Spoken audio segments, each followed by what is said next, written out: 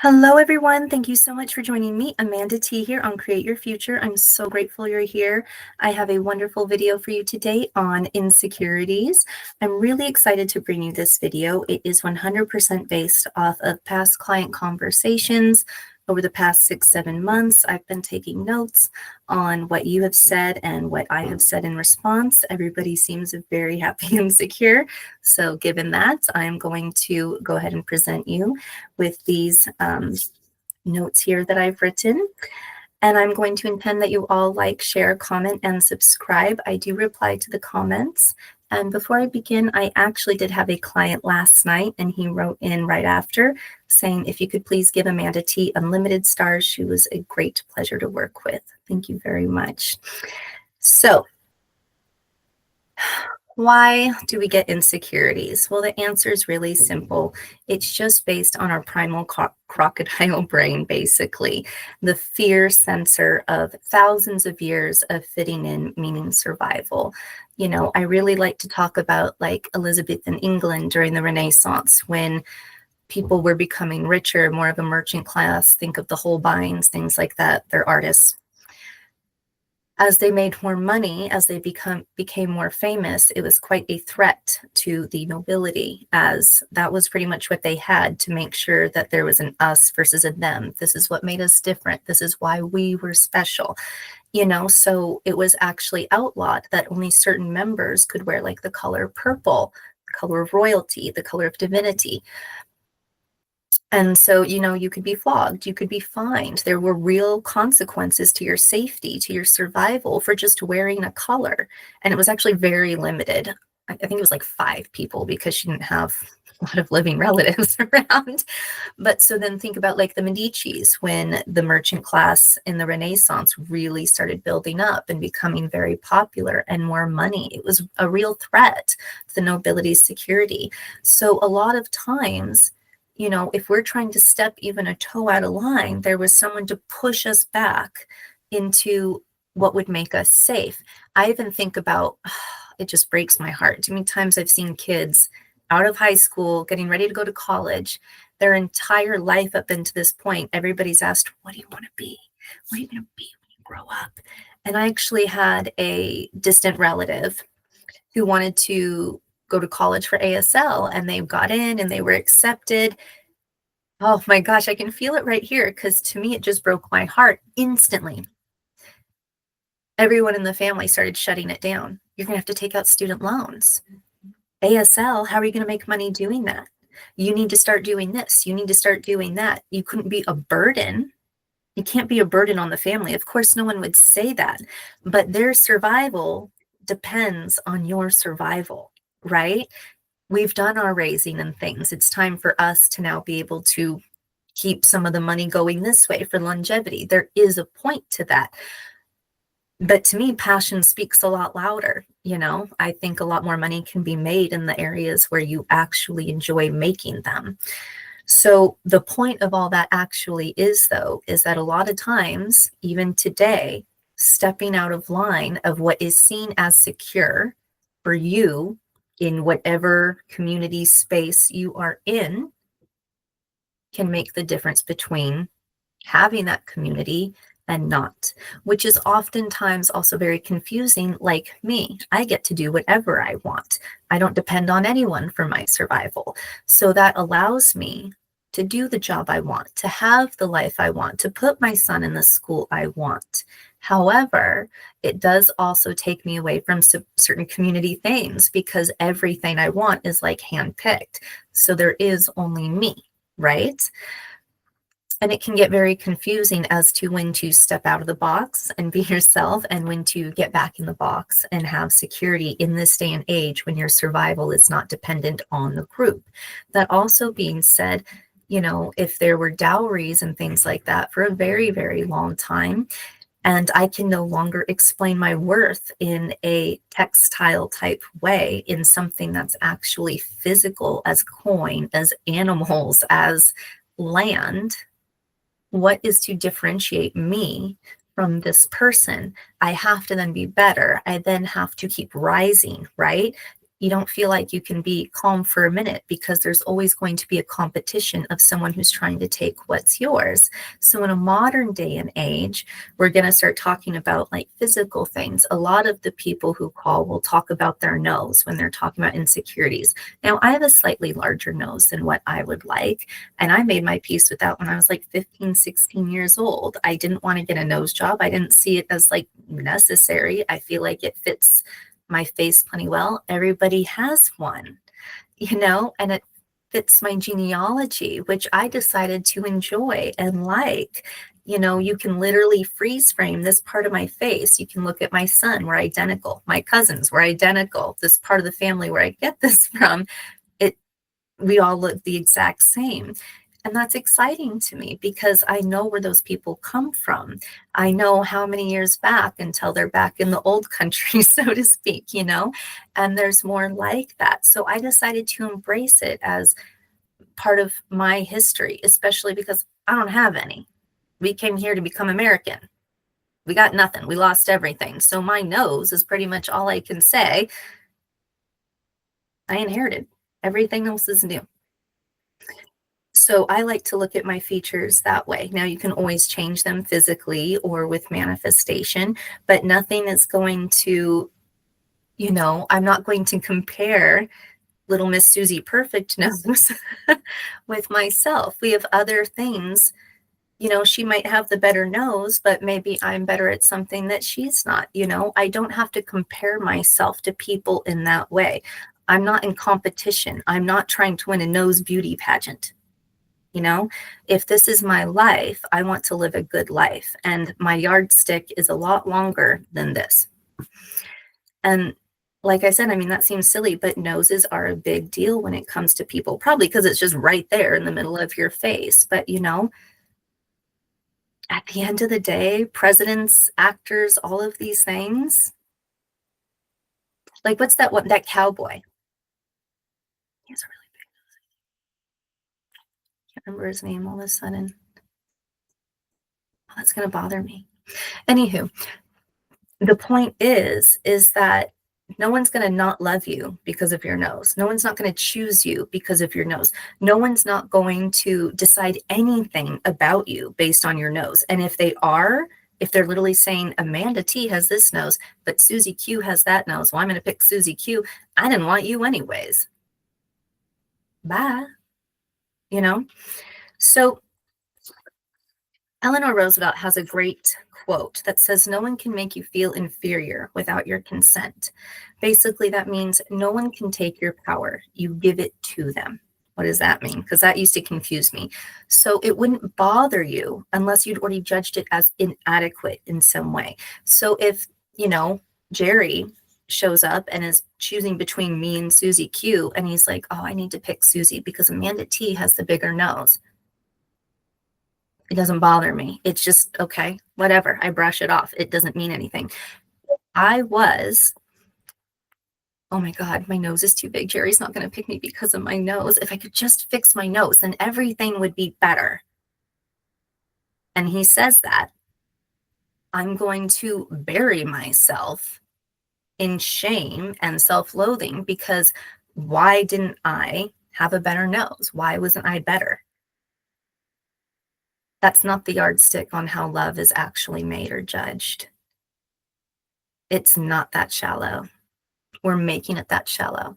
So you have judged yourself inadequate, or I have judged my nose inadequate, which then makes me feel inadequate, which then makes this person see me as inadequate in some way. I'm the only one deciding on how or why. And it's not true.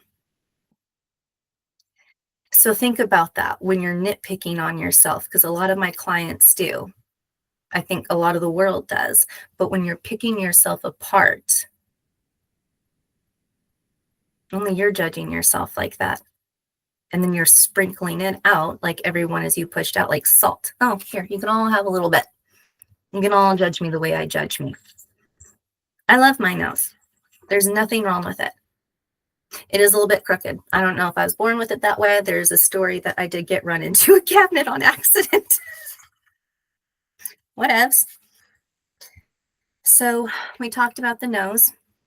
Um, let's talk about scars. I had a client with a C-section scar, and she talked about how, that made her feel kind of embarrassed and things. She was she has a relationship with someone, and she's been in that relationship with someone for a long time. I'm saying he's already seen it.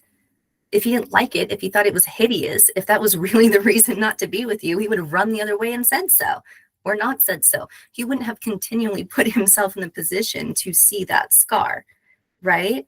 So, like, for example, I shared with her, so I had mastitis when I had my son, very common, except I had something that 0.03% of women get. So that was fun. Actually had to have like 12 surgeries on this area. And that could make me feel very insecure because it's not ever going to be the same as to what it was, but it was never going to be the same. And it doesn't matter because to me, that's showing what my body went through, what I have put it through, what I have survived, what I have created, nurtured, and endured. And there's nothing to be ashamed of or embarrassed of. It's a part of my story. It's literally marked on my body like a tattoo. So I just honor that part of myself. If it really is a problem, again, or if you're really feeling, insecure about it, we all have those. And that's looks crooked and whatever. We all have insecurities. And if you absolutely want to change something about yourself, you can. We can manifest it. You can do it in the 3D world. However, unconditional love of self is the most intoxicating love and drug you could ever have. My scars don't make me any less worthy of love. Your scars don't make you any less worthy of love. My late husband actually had a huge scar in the back of his head. He had can't remember what it's called, but where like there's literally liquid on the brain and so your brain can swell. So his head wasn't like misshapen or anything, but that's because he'd had multiple surgeries in order to put like a tube in at one point, and another time they did something else. But so he had scars, but he was still really good looking. People I remember one time we were home goods and this woman tried to take him home. It was cute. Anyways, nobody cared. He didn't care. It didn't matter. The energy is still the same. The chemistry is still the same. My soul is untouched by anything physical. Cool enough. I have clients that ask me if they're cool enough. Now, especially for SP, I have, not with me, I literally have a shirt that I wanted to show you guys. It's like got a high neckline and it goes and it has like little bows on it. And it's like a peach color with like a black and white tassel. It was sold at like Target for like $30, like so long ago. And my late husband hated that shirt. He hated it. And I remember pointing out and say, I like that shirt so much. I'm gonna buy it the next time we're here because we were on our way to do something. And he's like, oh my God, really? And he used to pick on my nails. He did not like my nail color. Like this would be, he called it vampire nails when it was like neutral color. If there wasn't a bright spark to it. I didn't care. He loved me just the same. I don't do those things for him. I didn't wear my clothes for him. I don't do my nails for him. I don't do my makeup for him when he was alive. I do it for me and because I like it, because it makes me feel good. My tattoo makes me feel good. This ring makes me feel good. The clothes I put on, the makeup I use, it makes me feel my best self. It has nothing to do with what anybody else likes in my world. Now, will I take into account if I get, oh, I like that or something? Yeah, absolutely. Especially if I like it too. Let's wrap it up. He bought me that shirt, you guys. I came home to find it on the hanger, like in the closet, and he had surprised me with it. Because he loved me. He doesn't care about the clothes I wear.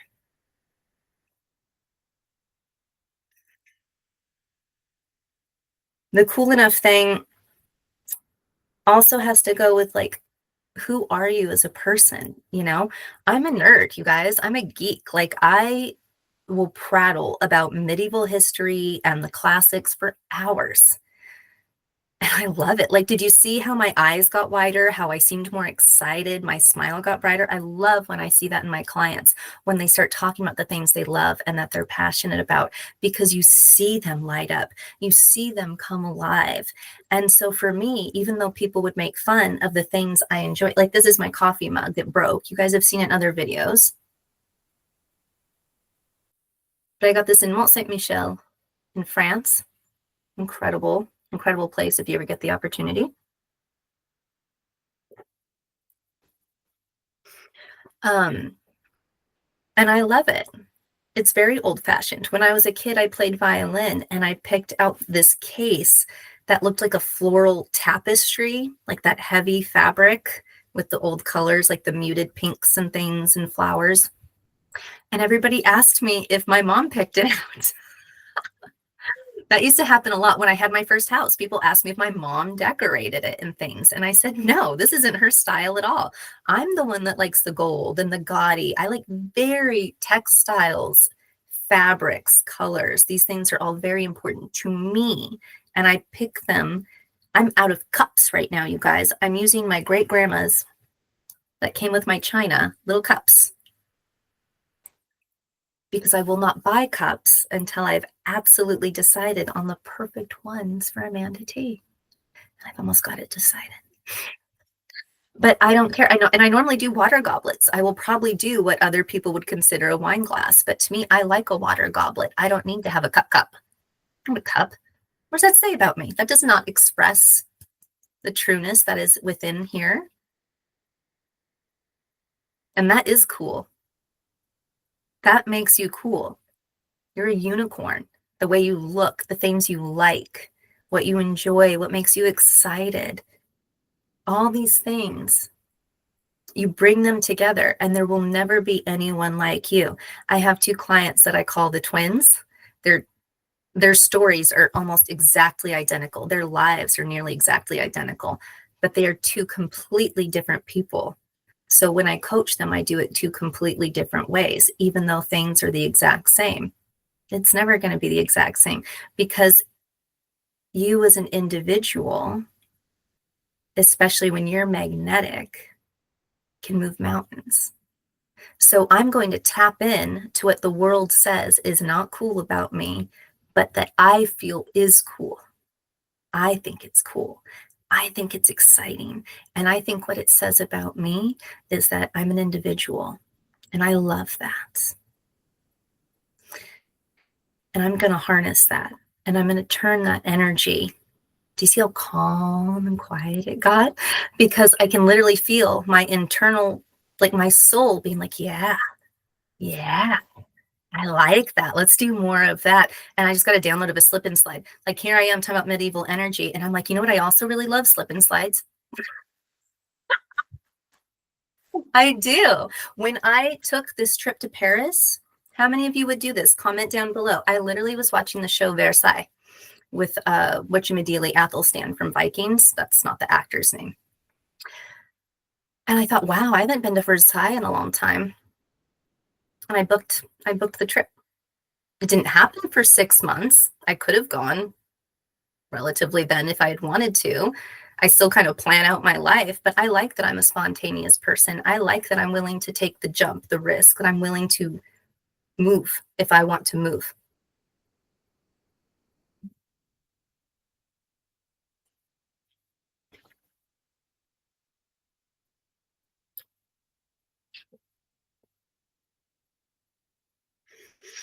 Let's talk about weight a little bit. You're going to be you're going to, again, that's all. Are you judging yourself about it? And people, if you feel like the world is judging you, the world can judge you for anything. So if you're going to be scrutinized, it should be for who you are and for what you stand for and for the content of your character and for you as an individual, what you enjoy. I remember one time I was at the vet's office. My dog was really sick and I'm sitting in a chair and this woman starts commenting about how they're all for skinny people and stuff. And I mean, like you can't be right. And I mean, I know that sounds kind of negative for like a manifestation video, but the 3D is everywhere. And I can't completely silence and turn off every faucet is what I was trying to say. You're going to run into things. People are going to say things. And so it's like, well, what would make you happy?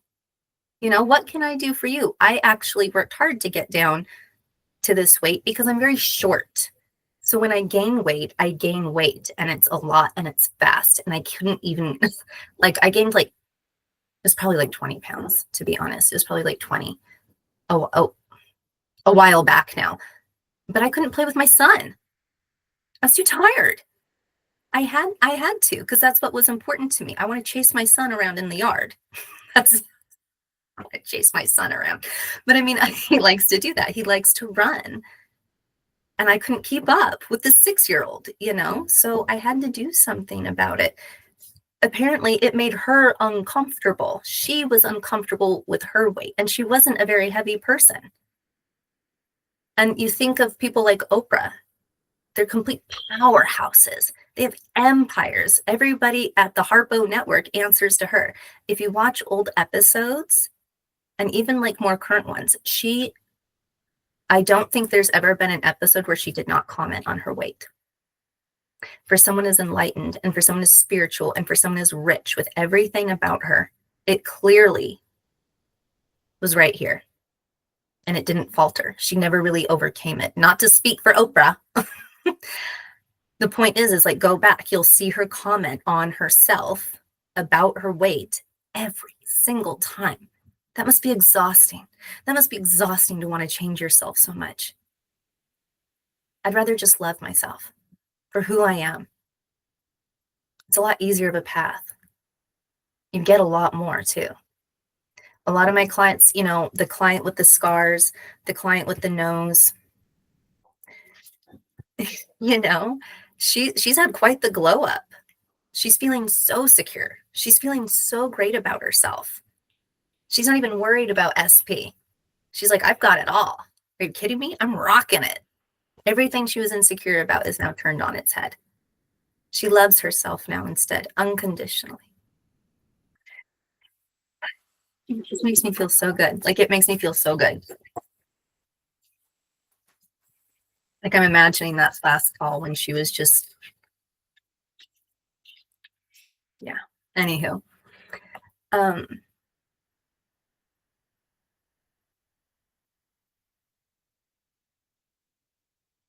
So again, when it comes to SP, am I cool enough? Am I this enough? I've never worried about that. We feel connected to certain people because we're meant to have certain people in our lives. I truly believe that. There's a reason I don't have a crush on every Jack O'Malley that I come across, right? There's certain people that come into my life that then make me feel things and want things and desire things. Just like you. And when those people come into your life, they're looking at you the exact same way. And they don't want you to be like everyone else. That's everyone else. They've met them. And they're worried about their weight and yelling at people in chairs. Having someone who's secure in who they are is sexy, is confident, is inspiring. People want a piece of that. They want to be around that. They are drawn to that, right? So if you are a magnet, you don't want to be a dull magnet trying to scooch next to the other magnets on the fridge. You're out there just yeah. And then everything's just I'm amazing. I'm visualizing. Okay, I'm a little insecure now. That was embarrassing. But wavelengths, right? Energy moving, pulsating and things being brought to you and coming to you. Speaking of insecurities, this right here, I used to be very insecure about this vein in my head.